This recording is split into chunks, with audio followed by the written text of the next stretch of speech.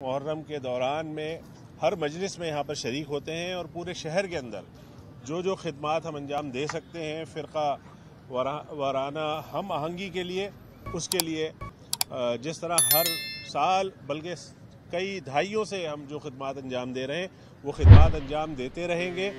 और गो के इस वक्त बल्दियाती निज़ाम हमारे पास नहीं है तो हम हुकूमत से भी ये मुतालबा करेंगे, हुकूमत सिंध से ख़ास तौर से, कि जिन जिन जगहों से जलूस गुजरेंगे, जहाँ जहाँ पर मजालिस हो रही हैं वहाँ पर उन सड़कों को बेहतर करें, वहाँ पर सेवरेज के निज़ाम को बेहतर करें ताकि आराम से ये तमाम जलूस और अज़ादारान अपनी अज़ादारी को पूरा कर सकें, मुकम्मल कर सकें।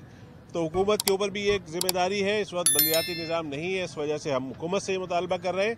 और ख़ास तौर से आज इस मजलिस में भी हम मौजूद थे। अल्लामा शहनशाह नकवी साहब ने जो एक बात का जिक्र किया वो सुन के बड़ा ताज्जुब भी हुआ है और हम मुतालबा भी करते हैं कि बरसों से कराची की जेल के अंदर 3 जेलों के अंदर मजालिस का एहतमाम होता रहा है।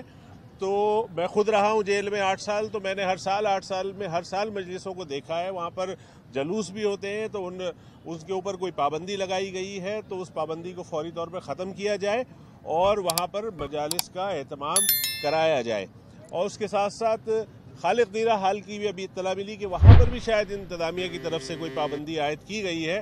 तो पाकिस्तान बनने के बाद से अब तक खालिद दीरा हाल में मजलिस होती रही है, तो इस दफ़ा भी वो मजलिस उसी तरह होनी चाहिए। उसके ऊपर भी अगर कोई पाबंदी लगाई जा रही है तो उसको फौरी तौर पे ख़त्म किया जाए।